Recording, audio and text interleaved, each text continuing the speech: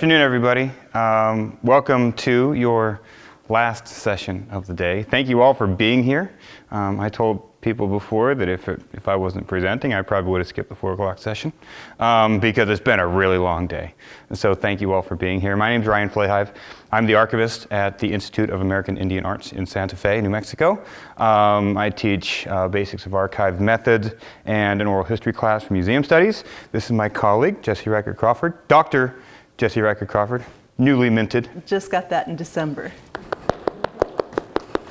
Newly minted. So we wanted to do something very practical. One thing that I like about ATALM is this is the most practical, skills-based conference that I'll go to all year long. A lot of them are very theoretically based, and ATALM is really focused on getting people skills. So today I'm going to go through a very rough overview over how to do basic care for your photographic collections. Photographs can pile up, right? You can have thousands of them. A lot of them can be unidentified. So getting a basic, physical control of your collection is really the first step to establishing intellectual control with it. So we're going to go through a few things. Next slide. So a few objectives. Real quickly, we're going to go through some identification of different photographic methods. So starting with the daguerreotype and moving all the way through tintypes into ambrotypes and then into even transparencies and things like that. We're going to talk about why photographs deteriorate, why films deteriorate, and then we're going to talk about how to stop or at least halt or slow down that deterioration. And that's not through treatment. That's going to be through your basic environmental standards and your environmental conditions. And then we're going to talk about some general enclosures. And Gaylord Archival was kind enough to give us some supplies. And at the end of this, you're all welcome to come up and take some with you. Some we only have 5 of, some we have 10 of, some we have 50 of. So please come on up and at a minimum, come up and take a look at the part number so that when you go into the catalog online, you can hunt them down. We're going to go through plastic and polyurethane enclosures, and we're also going to go through some paper enclosures. Next slide. I always like to start my presentations with a bibliography because I'm not the expert, these people are the experts. So the first place I suggest is Northeast Document Conservation Center, and they have a series of fantastic leaflets, and they've been around for decades, but they really go through these very hands-on kinds. I think there's 50 or 60 different leaflets on their website, and they're very, very informative. And I'm happy to email this presentation to anybody that wants it so you don't have to jot down these websites. Marianne Ritzenthaler's book. I didn't bring it along because it's giant, and I didn't want to carry it on the plane from New Mexico. That is probably the #1 book on photographic preservation. I would highly suggest getting a copy for your stacks. It's excellent. It's giant and it takes up a lot of space, but it is good. The other one is this book by Riley, and this book has been around for quite a long time. This is Care and Identification 19th Century Photographic Prints. This explains each type of photograph that you can find in an archive collection and how to care for it. So I'm going to pass this around. With that book comes this really nifty flowchart. And if you have photographs and you have 19th century photographs in your collection, I suggest you get the book and you get the flowchart, and everybody can be able to do it. So you can tell by pixelation and color, and it goes on a timeline to show you what is what as you're looking at it. Because, the type can be hard to identify. Trying to identify a silver gelatin print from an amber print can be very difficult. So this helps you in terms of color and the different pixelation that happens with it. So I'll pass these around. You're welcome to look at them. Next, please. Okay, so we're going to do a really, really quick ID. Now, I think there was a session today by a retired still photographer. Did you attend that? How was it? We just didn't have enough time. We just barely touched on tintypes, and then we went to the amber, and that was all. Okay, all right. That's what we're dealing with here is very time consuming. Trying to identify 19th century photographic methods is not an easy task, and it's something that takes pretty much practice. So that's why I gave you the bibliography, because each one of you is going to have to eventually get into the book, compare it to that, and you know, with most everything else in our profession, you have to have that hands-on training in order to really see what you're doing and figure out what you're doing, and it takes a little bit of time to figure it out. But the resources are there. I highly suggest the NEDCC leaflets. They're really handy. So we can start with the heliotype and then daguerreotype. Daguerreotype is, you know, probably the most famous of 19th century images. The very famous image of Billy the Kid is a daguerreotype, and it's actually a mirrored image. Most of them are going to have mirror face, positive, negative nature. It's really easy to flip them in reverse because they are a mirror image. Go to the next one. Salted paper prints. These are the first paper prints. The way you can tell is that the matte surface usually fades to a yellow. So it's really easy to confuse these with the next one. Well, not the cyanotype. Cyanotype's a really cool blue one. Whoever has the flow chart, there's a blue type. And that was actually, the cyanotype was used mostly by amateur photographers. It was very easy to produce a cyanotype. But the salted prints, go to the next one. Yeah, wet collodion and planotype. So you can see these kind of fade or yellow. And so these paper prints, these early paper prints are harder to identify than the metal-based silver prints or the tintypes or the other ones. Next. So here's a tintype. They're on iron. Has anyone seen Will Wilson's prints? Anybody familiar with Will Wilson's prints? He actually prints on aluminum, and I think he just had a feature in National Geographic just this last week, which is really cool. So he's been redoing these ferrotypes and tintypes for a while. And it's a nasty combination of chemicals that you dip it in, and then you pull it out and you put it in, and the classic, you gotta stay still for 7 seconds or it blurs kind of thing. These are really, they're fun, but they're hard to take care of because they can scratch very, very easily. So when we're looking at these kind of enclosures, it's really, very few of these are going to be sufficient on their own. You usually have to put some tissue on them. You have to really buffer the edges to make sure that the image doesn't wear off. Ambrotypes are usually, you can see this one's hand tinted. So hand tinted photographs usually go through ambrotypes. They're made of glass. They usually have casings. The black backings, they're milky. They don't quite have as much contrast as the others. Next. Carbon. So carbon-coated paper, there's 2 layers, and these can easily separate. The carbon prints, those 2 layers of paper, when they dry out, those two layers separate. So you basically have the backing and the layer that has the image, and they will actually separate, and you see the large cracks that can develop in them. This was what they used for image relief, and you can see the fibers. If you go into the flow chart and you can see the fibers in them, that's how you know it's a carbon print, is through the little fibers in it. Calotypes. You're not going to find very many of these. They're very, very waxy. They almost feel like wax paper. When you touch them. Once again, you can see paper fibers, and you can usually see the outside edges of them. Most collections will not have these, but they're, if you come across stuff you can't identify, I would highly suggest contacting NEDCC or even Kodak. Kodak Eastman Museum in New York is very, very receptive to taking on images, taking close-ups, so you can send them that and have them identified. So I'd definitely keep Kodak in your Rolodex if people still have Rolodexes. Go ahead. All right, glass plate negatives. Who has negatives? Who has glass plate negatives in their collection? Oh, I don't know about Glass plate negatives. Anybody else have the glass plate negatives in their collection? All right, so yeah, how do you take care of them? How do you store them? Well, we have a lot of photographic material that we keep in cool storage in enclosures, but I don't know all the specifics. Okay, what's important to note about these is that they will flake. They will flake if you store them, like stack them. I usually will put them into a sleeve that's about this size. They'll make sleeves specifically made for glass plates. You want them to be vertical if possible, and you want them to be stored rigidly. My last museum in Arizona, I actually had specific boxes made for them that had slots in them.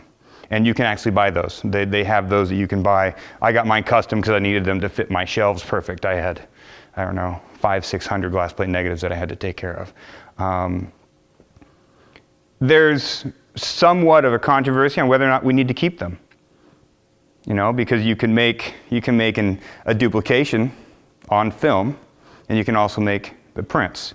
So whether or not you have the space to store glass plate negatives is going to be up to you, and that's kind of a selection and appraisal issue on whether or not your museum wants to care for glass plate negatives when it might not be necessary to care for the actual artifact, because you can make a film copy of it.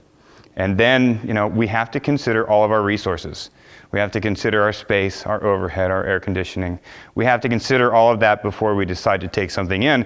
So if you have a donor come in and offer you 500 glass plate negatives, and you know that you can only fit 10 in one box, and that's a full cubic feet, and you have 100 cubic feet of storage total, you're taking up a good portion of your storage through storing those 500. So these kind of space considerations are really important. There's two kinds. There's a wet plate and there's a dry plate. Dry plate's going to be quite a bit more common. And you can see they're in negative form. They come in mostly 8x10s. You won't find too many 4x5 glass plates. Most of them are going to be in 8x10 format. Okay, let's talk about negatives for a minute. Film negatives. Who's dealt with nitrate negatives? Anybody?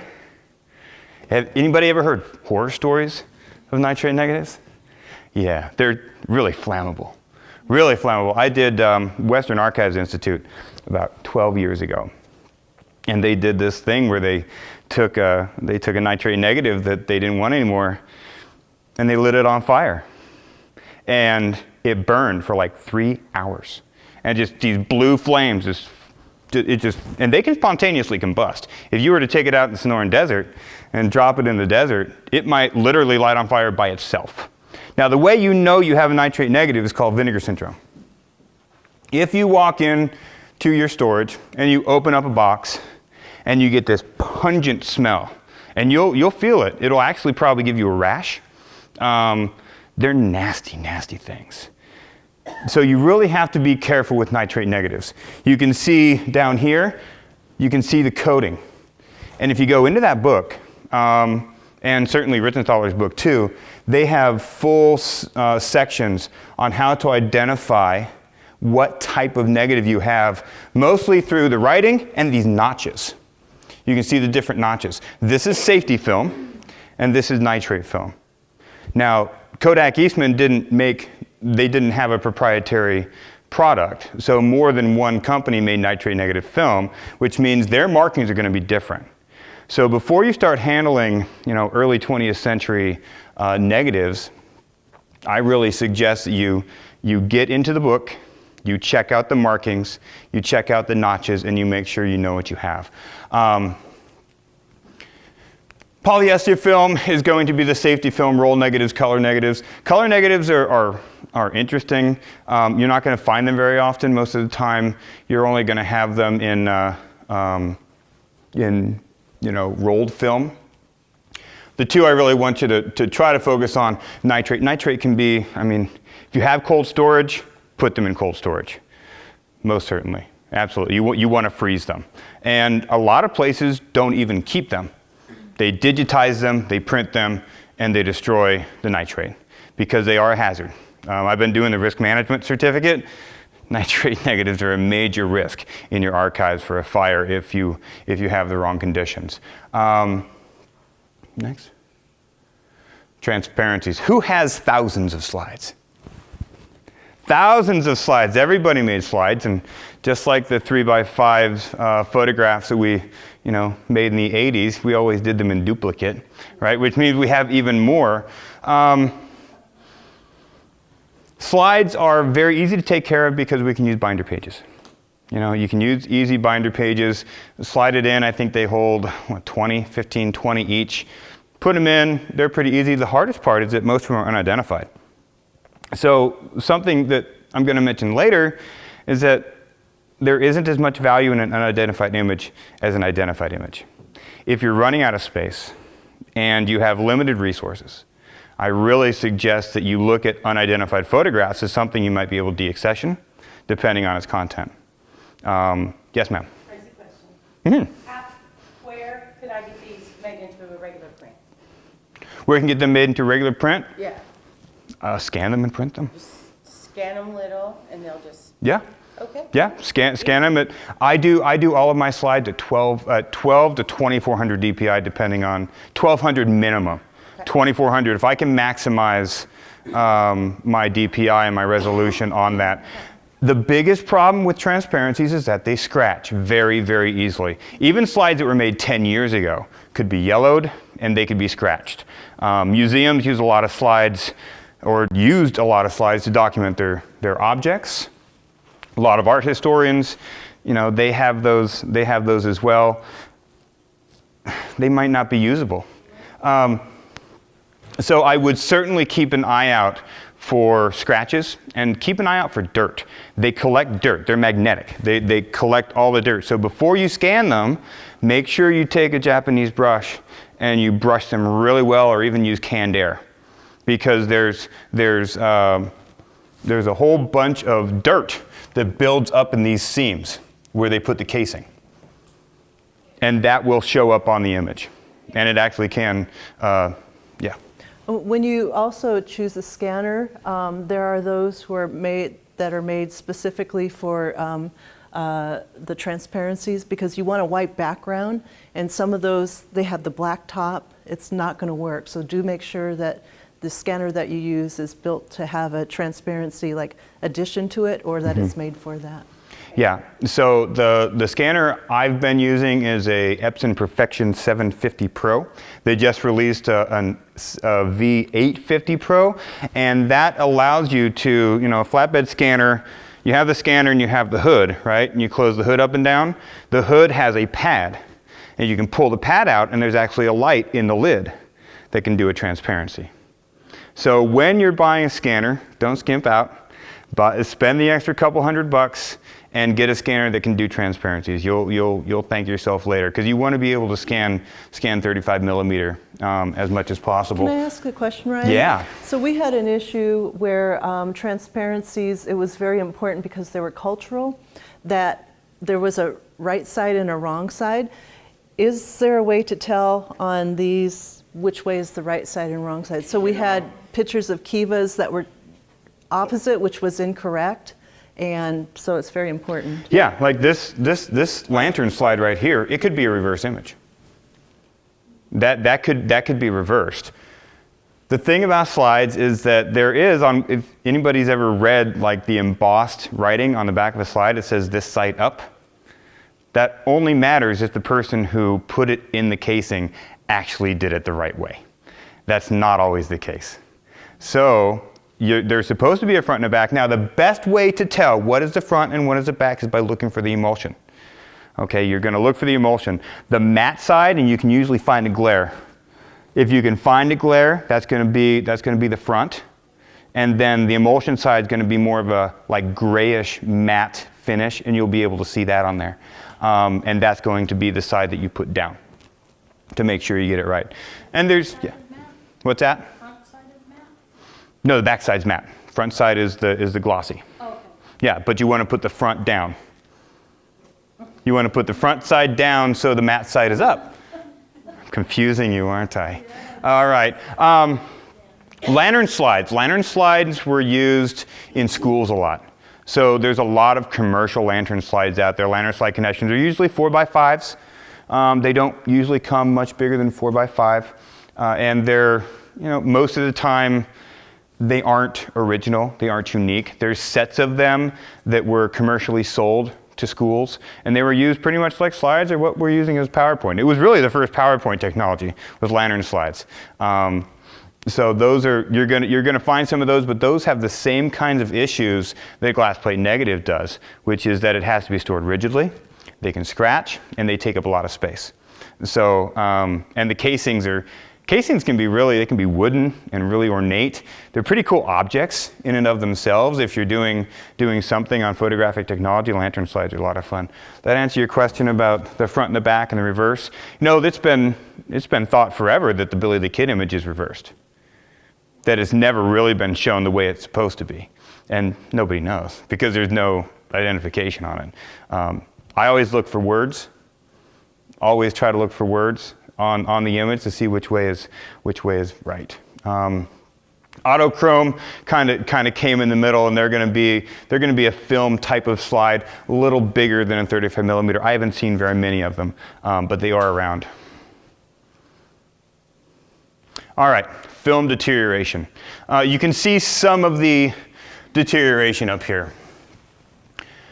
When they start to deteriorate, you see the yellow and you see the mirroring. You start to see a glare on them. That's the first thing you see. So if you get a collection of film that's brought in and transparencies that are brought in, and you see them yellowing, that means that you probably need to get them in cold storage as soon as possible to stop that deterioration. Then you need to reformat them. Reformatting is really the only way to save these, because deterioration is going to happen. We know that with paper. We know that with almost everything. It wants to go away eventually. We're just trying to retard the deterioration as much as we can so that we can reformat it. If they start to get to this place, they start to feel sticky. When they start to stick, they will stick to other negatives. They will stick to other transparencies, and then you start to lose images. And you don't want to lose the image before you get them reformatted. A lot of these will be stored in glassine sleeves. Everyone ever seen a glassine sleeve? Kind of brown, kind of waxy. They were used for, I don't know, 60, 70 years to protect these. They will actually stick to the glassine, and they will smell awful. When it starts to get more of an amber color, and you can see right here, before it gets yellow and you start to lose everything, you've got a major issue and need to reformat as soon as possible. So identifying these, and this is primarily, I would assume most of us know what's in our collection. These are things you need to look for when incoming donations come to your shop. And you really need to take note on the condition they're in, because if it's an important collection, it gets prioritized right now. It goes in front of everything. The reformatting becomes one of your top priorities then, especially if it's important to your mission. Level 5 is when everything starts to stick. Everything sticks together. And lastly, it just turns into powder. It just turns into powder. And in really humid areas, this is what's going to happen. If you leave it in a shed and you have this really high fluctuation of temperature and humidity, they will just absolutely disintegrate into nothing. So film is quite a bit more difficult to care for than photographs, because you can't write on film. So even the identification of them are difficult, and more difficult than the rest. All right, so let's talk about general care of photographs. Does anybody have any questions on anything that I've covered so far? Okay, yes ma'am. The nitrate film, when did they stop using that? Oh, they quit making it in the 40s. Yeah. People were still using it into the 50s. Okay. If you have stuff that's like 1900 and 1930, it's probably nitrate. Yeah, we have some things that are from the 1950s. Yeah, I would definitely check the markings. Okay. If it says safety, you're good. But really, the vinegar syndrome smell is the first thing you'll notice. You open the box, and I suggest you have your respirators.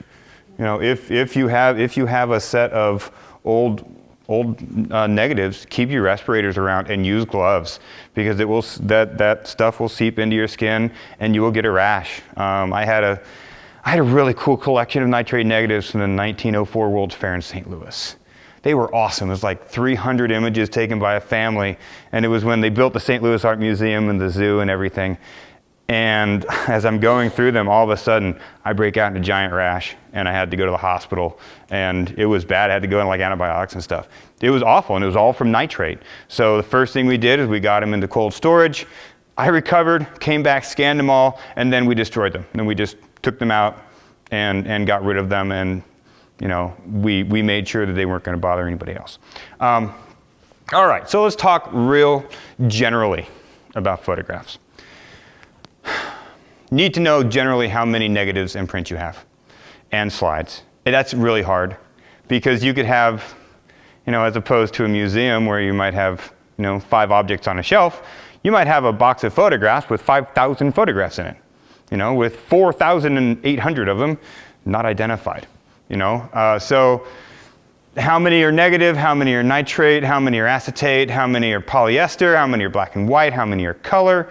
Get a general sense. The survey is really important.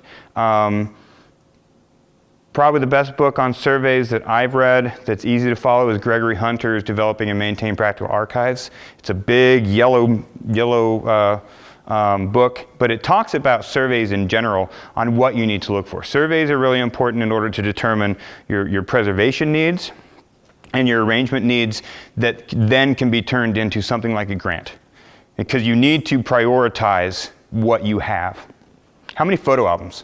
Who's taking care of photo albums? Who has lots of photo albums?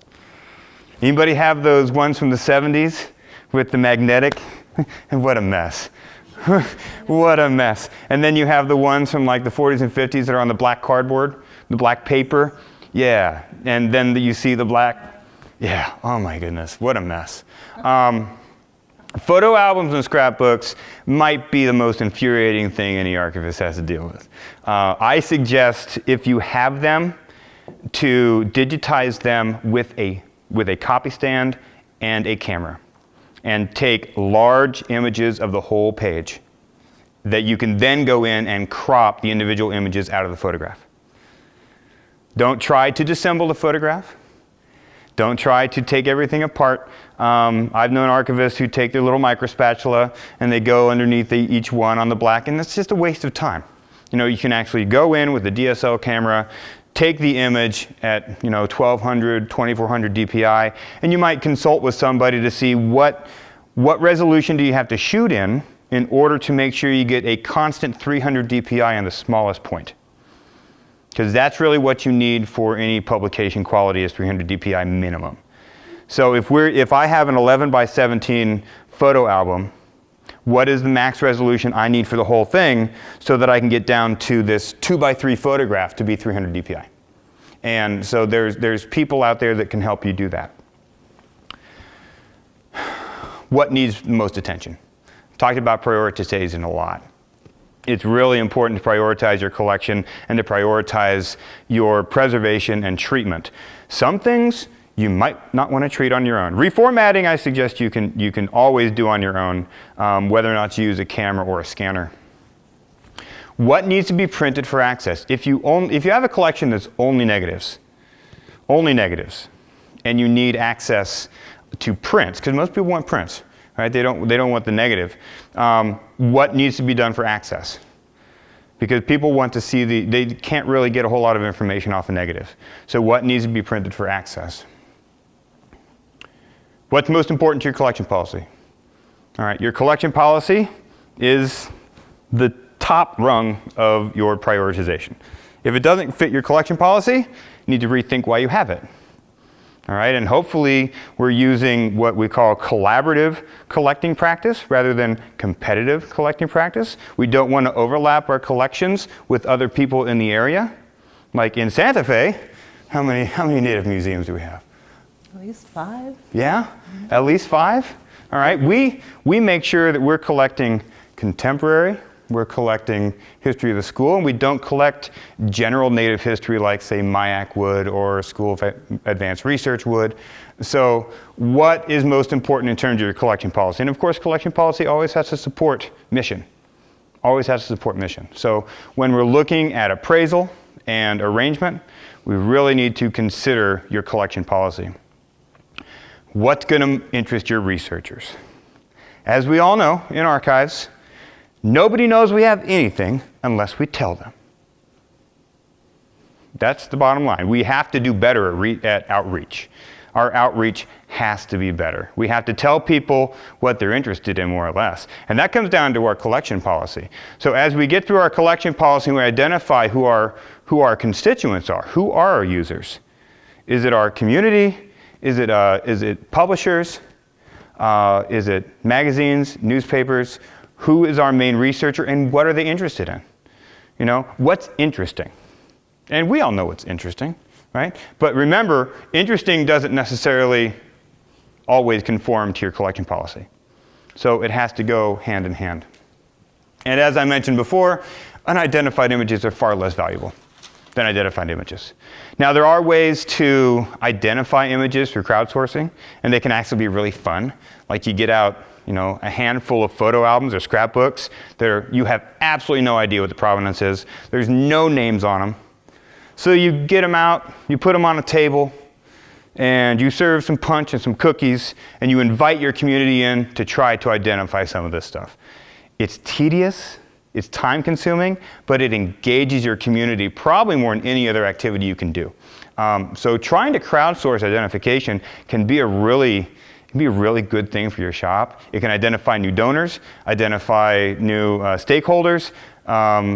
You know, you're able to get people in really more collections, because once they see, oh, they're caring for this and they're trying to do their best to identify things. I have, you know, 15 scrapbooks from grandma in the garage that I need to do something with. So certainly try to identify what you can.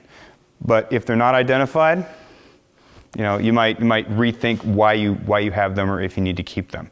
And reformatting can really help that, because if you have a digital copy of an unidentified image, at least you have something to then show to people, if you choose to do that through your policy. I have a question. For negatives, how would you reproduce them? Like, you can't, if they're older negatives, you can't really send them out to the local Walmart. So how do you reproduce those as positive images? The way I do them is the same scanner that has the flip up with the light in the lid. They'll handle a 4x5 negative. And they'll also have negative strip holders. So they'll be like, the 750 Pro has a series of these things that click into it. One's for 35 millimeter slides, one's for negative strips, another one's for 4x5 negatives. And you just scan them, and then you can print them out, or you can send those images somewhere like a Walgreens or another photo lab to do it. There are still photo labs out there that will do darkroom work. My last job in Arizona, I actually had a darkroom and a darkroom tech, which was really, really cool to have a darkroom. So we were able to take all of our glass plate negatives, for example, and make actual print out of the glass plate negatives so that we could put the other ones into a deep storage, so that they didn't take up our main source. So the best way to do that is to scan them at a high resolution, and then print them out. You know, I suggest doing an 8x10, pick out some good paper, don't do them on your LaserJet, have somebody, have a good print shop do it. It can be very, very costly to do that. But if it's a preservation issue, there's a lot of grants out there. Real quick plug for your state historic records preservation boards. Every state re-grants NHPRC money, which is National Historic Publications and Records Commission. They give money to each state, and there's a board in each state that then re-grants for these kinds of things. In New Mexico, it's $8,500 with like a 25% match. That could easily do, you know, they could easily be able to reproduce a bunch of negatives or a bunch of photographs and reformat them. So those little kinds of projects, look into your state historic preservation board. Everybody has them. They're usually within a state archives. So go to your state archives. Actually, ours is within I think the Office of the State Historian, which is located in the state archives. So look into it. They're kind of buried, they're kind of obscure, but there are these small little local grants. And I'm not a guy that likes to write big grants to the NEH and the IMLS. I want to stay local, if at all possible. I want to make sure that the people who are running my grant agency are close, that they're easily accessible. So look for those little grants, and you can take care of some of these issues. And generally speaking, The smaller and more focused the project, the greater chance you have of being awarded. Larger you get, the harder it is. All right, let's talk about the environment. 68 degrees, 20 to 40% humidity. Yesterday we were at Milox, and they were talking about the fluctuation that can happen between their humidity, whether it's going to be, get down. If they dehumidify it and then they unplug the dehumidifiers, and in New Mexico we don't have to use dehumidifiers. We have to put a lot of water in the air just to maintain 36%. Now, recently they have come out and said that 68 degrees isn't as important as it was, say, 10 years ago. That you can actually have maybe a 10 or 12 degree fluctuation. The biggest problem is major fluctuation. I was talking to, who was that? Talking to somebody today who's from Oklahoma, and her museum flooded 4 years ago. Flooded from a water main. And they said when they were trying to get the room back into shape, they had fluctuations between 12% and 75%. And that caused mold. That caused major cracking in the emulsion. So if you can only do 72 degrees in your shop, try to keep it as close to 72 as you can. If you can, if you can only do 40% or you can only do 20% relative humidity, try to maintain it. The biggest detriment to it is that huge fluctuation. You need just a stable environment, whatever you can afford to do. Not everybody can afford a good HVAC that can keep 68 and 36%. It's just not capable for everybody. Light levels, I hate fluorescent lights, can't stand them, but it's what we have. Yesterday I liked the Milox. Milox had these upward facing kind of bowls that held the lights. So all the light was going up off the ceiling and then shining down. So you actually had a reflection. So the lux was actually, pretty, it was right around, I think 65 is what they told me. So watch out for your light levels, and most certainly keep it in dark storage. And that's why we're going to show you the paper enclosures today, and that's why we use Hollinger boxes. The darker, the better, right? We want to make sure that we keep light off of the emulsion as much as possible. And as we all know, keep food and drink, dirt and chemicals, and photocopy stuff away from storage areas. We should know that. Filter the air. We really need to keep an eye on our filters, especially if you live in a heavily humidified area where those particulates are heavier and they stick into your filters. Every 6 months, maybe even every quarter, you want to go in and check your filters to make sure that they're properly working to keep biological agents out and to make sure that the air circulation is working. Cold storage is a luxury. Not everybody can afford to have cold storage. Not everybody can afford to even buy a little freezer. Just a little freezer we'd put our elk meat in or something. Only after reformatting, because we don't want to put it in cold storage, pull it out, put it in cold storage, pull it out, reformat it, put it away, be done with it. Just leave it there. And that's only if you choose to keep it. Because we talked about nitrates, we talked about glass plates. If you don't have the resources to keep them, you should consider, just keeping the reformatted pieces. Ziploc bags are going to be key to keep the freezer burn off of them. So if you're going to put anything in cold storage, certainly use freezer bags. Where is that giant freezer bag? Susan Feller gave me this giant freezer bag today for all these supplies. Look at that thing. This is a really fantastic bag. I have no idea where she got it, but this is a really great idea, especially if you have like 8x10 glass plates. To be able to, make these rigid, maybe put some board in there, maybe some, foam core to keep it stable, and then you can load this thing full. And then you want to make sure you suck out all the air and vacuum seal it as much as possible. Make sure that cold air doesn't get to the emulsion. Glass and metal. If you have daguerreotypes or tintypes that have cases, don't put the cases in. All right, you find a conservator that can take the image out of the case and do that. Glass originals, retrieve originals in case of emergency. That's pretty much what we want. And before you open that, bring it to room temperature.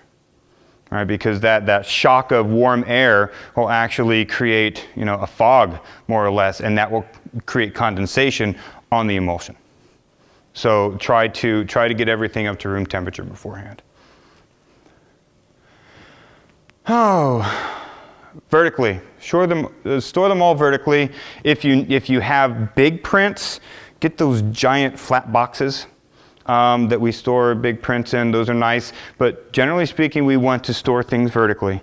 All right, we want to use Hollinger cases, the flip top boxes. Big thing is don't. I think I have it here. Overfill and underfill. All right, if you only have say 4 folders, and that's all that's going into that box, find a way to create a spacer. You can actually buy spacers. So you need to space them, because if they don't, then those folders will curve and the images will also curve.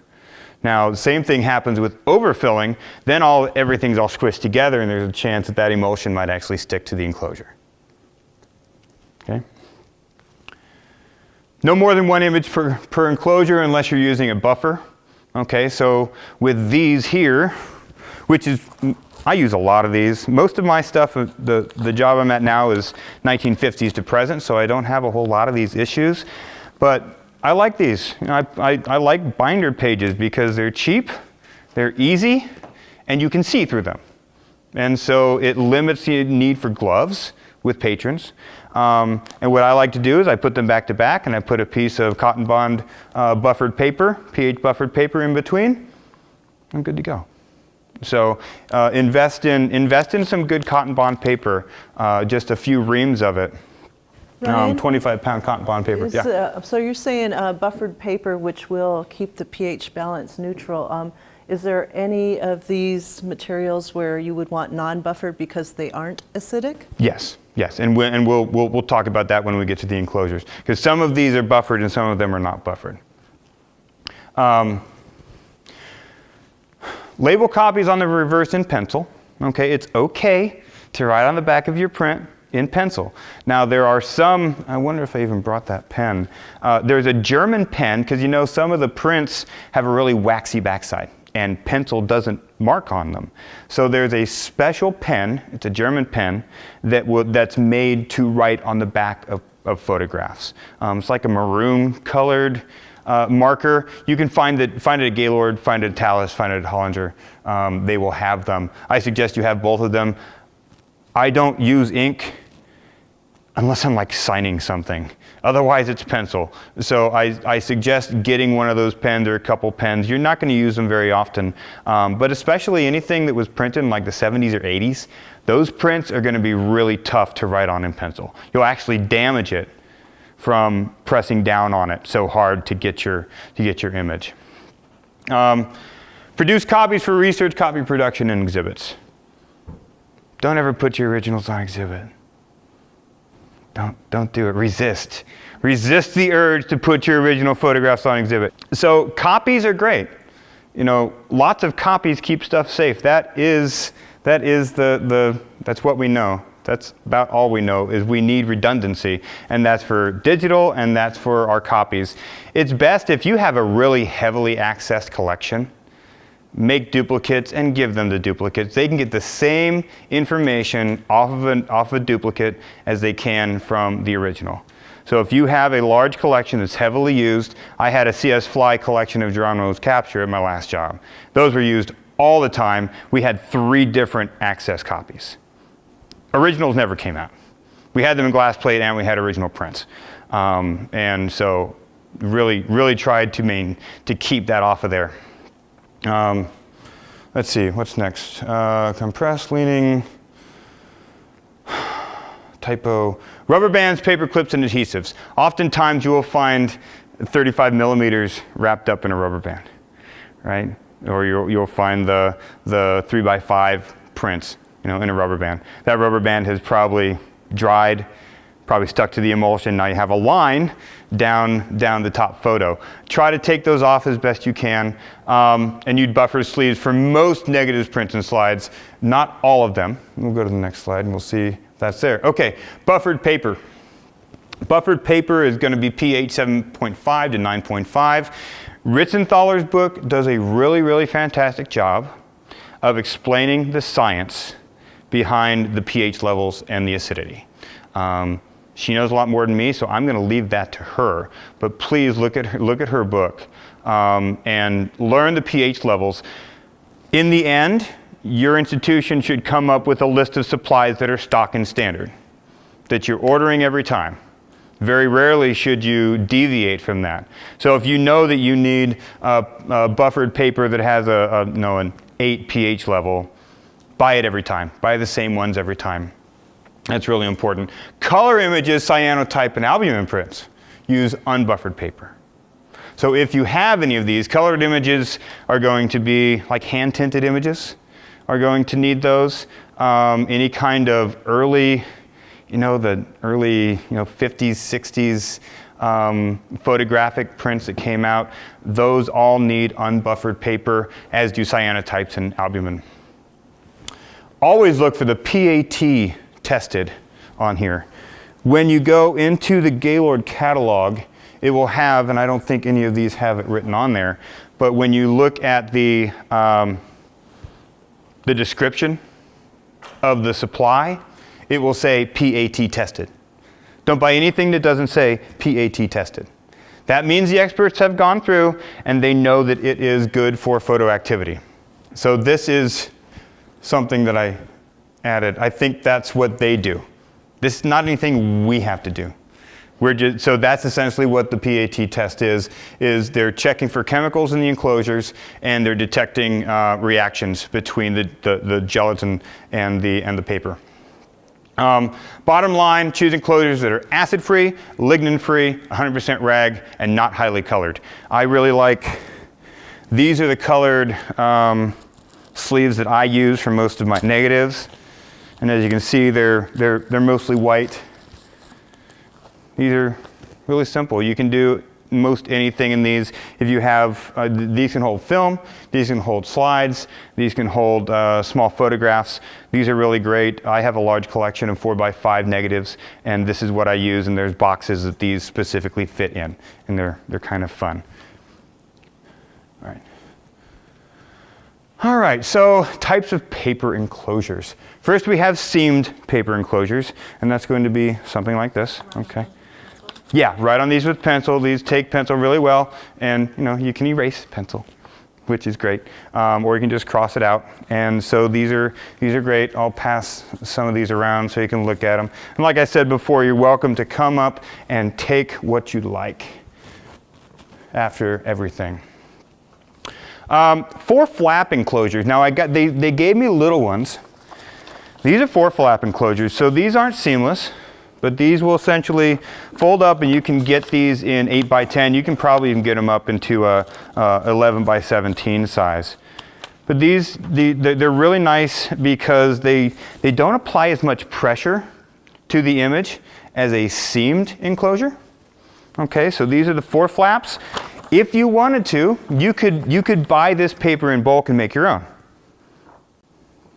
You could absolutely do that if you didn't want to, because as we all know with most everything we buy, you pay for the work that goes into the supply. Yes, ma'am? What does that cost? This is a 4 flap enclosure. What kind of paper? This is going to be, I think, pH buffered paper of probably around 8.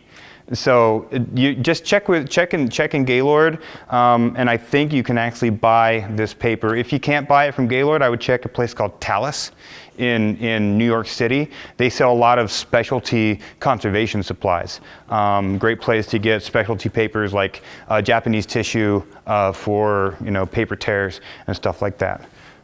So 4 flap enclosures they're pretty nifty.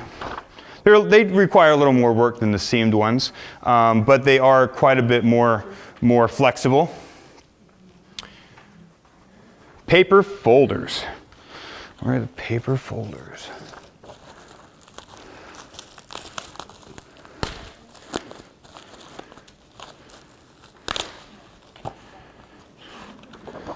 So this is just a basic paper folder. This is going to be very similar to the document folders that you get for your Hollinger boxes, except they're made for photographs. So this is going to have the correct pH balance, and these are going to be really nice. What they suggest doing is actually doubling it up with one of these. So you can see in here, we have the paper folder, and then we have an enclosure like that inside. So that when you open it, you don't have to touch the image. So these are really nice. They're not cheap, but these are really nice. If you have a heavily used collection, I really suggest getting a bunch of these. These are really nice. Yeah, pass these around. Those. These are viewing folders. So the ones with the polyurethane. These are called viewing folders, and these are just print folders.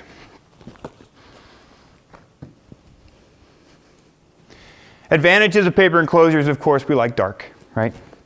We like dark. So we want to make sure that everything's dark. They're porous, they keep, they will actually create a layer of protection. Whereas plastic, it can go into the seam. The paper will actually absorb any moisture that gets on there. They're less expensive, yeah. They're less expensive than plastic. The plastic and polyurethane is going to be more expensive, and those are easy to write on. If anybody's ever tried to write on a plastic enclosure, you have to have one of those special pens, all right? One of those special German pens. Disadvantages, makes viewing difficult. And if viewing is difficult, that means it makes more handling. And so, the common thing right now is that the only time we really ever have to use cotton gloves is when we're handling stuff with emulsion. Because, regular paper will actually take the skin off of our fingers and kind of just absorb it, and you can't really tell a difference. But over time, the oil on your fingers will eat through photographic emulsion. So we want to really cut down on the handling. All right. Maybe made, so plastic enclosures, and polyester is going to be the one that's used the most. Polypropylene and polyurethane are going to be the other ones. Do not look for the PVC. And you won't find those in the catalogs at all. You're going to find polyester and polypropylene. The difference is going to be price. And they're usually going to come in different thicknesses. 2, 3, 4, 5 millimeter usually. 5 millimeter is going to be the heaviest, and those are going to be the most expensive. 2 millimeter is going to be just fine. So it's going to be fine. Thank you very much. All right, let's go. All right, one more. Don't forget some enclosures. All right, so plastic envelopes. These are heat sealed. There are seamed. How many days? Around December or January. These are the seamed polyurethane or polyester enclosures. So they just have one seam compared to the L-lock. So you can see this L-lock here. It has a kind of self-locking edge there. It crosses over. So depending on your budget, depending on what you want, I'll just pass those around. Those are the two that are most used aside from, I just had one out, these here. I mean, these sleeves, these are money. These are what you want for most things. You should be able to use these. I mean, I use these for everything from documents to photographs to transparencies. You use a lot of these. You can put them in a nice binder. Yeah. And it kind of matters. Don't get those at the dollar store. Right. And a lot of times if you smell it and you have a strong chemical smell, you know that it's breaking down. They have archival quality sleeves. C-line. I buy the C-line enclosures, and these are what are sold by Gaylord. There's actually a number on there.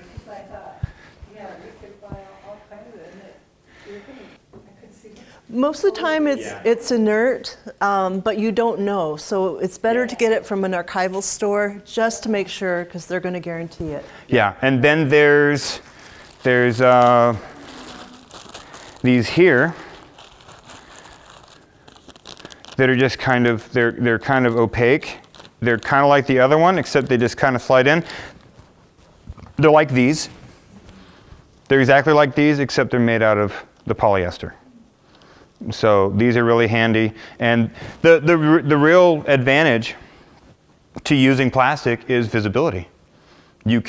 People can see them, especially if you have a bunch of binder pages and you have, because they make binder boxes. You don't want to use a plastic binder. You want to use a good supported binder that has good paper support and clearance. But if you have a full album, you just give them the box. You don't have to give them gloves because they can just thumb through it. They can just go through it. Now, the way I like to mark those are with little stickers. I like little stickers to identify on my plastic. I don't like to write on them because I might need to reuse them for a different purpose. If for some reason I need to take it out and reuse that sleeve for something else.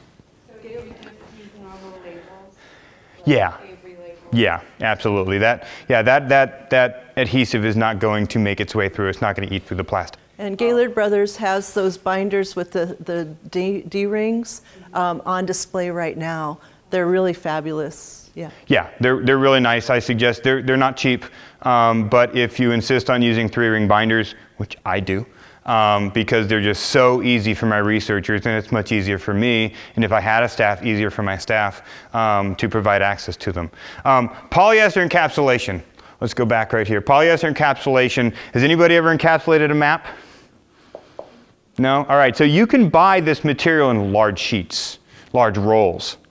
And so people either heat weld them or they use double-sided tape. The double-sided tape has kind of gone passé in the last 10 years, and now they use a heat welder. So if you have large maps, because they don't make enclosures for huge maps. I had a collection of 6-foot long by 3-foot wide railroad maps that needed custom enclosures. And so we used a heat welder and went all the way around the outside, and that closed it down. The heavier the polyester, the better. Get the 4 or 5 millimeter, not the 2 millimeter. Otherwise, it's really, really hard to work with because it's really flimsy and it's not rigid enough to work with. What else we have? Ring binder storage pages, got that. Polyester sheet mat board folder, that's going to be it's going to be these. So this actually goes into both categories. And polyester sheet with a paper folder. Same thing. Same thing. All right, where are we at with time? 5 o'clock. 5 o'clock. Yeah, we talked about that. Let's go to the next one. What we got? Formatting. It's important to reformat your stuff. Formatting could mean digitization. It could mean making prints. It could mean just making another copy. Have a good preservation online. Please know you shouldn't digitize anything unless you're collecting metadata at the same time. Keep your metadata if you're going to digitize anything. Don't just digitize everything and give it 001, 002, because then the next project you do that has 001 and 002, everything's going to be jumbled. So maintain your metadata really well. Standard file format, create everything in TIFFs. Access should be JPEG. Okay? And for me, digitization is not preservation. Digitization is an access standard. Digitization is not preservation. They are two different things. Okay, and like I said, lots of copies keep stuff safe. That's the best strategy we have so far for our digital stuff, is just redundancy. We don't have a better strategy than to just make extra copies and extra backups. Okay, so if you're going to digitize stuff, make lots of copies. Be very overly redundant, and everything should work out. Do you have anything to add? Thank you for signing me up for this. Appreciate that. All right. Thank you.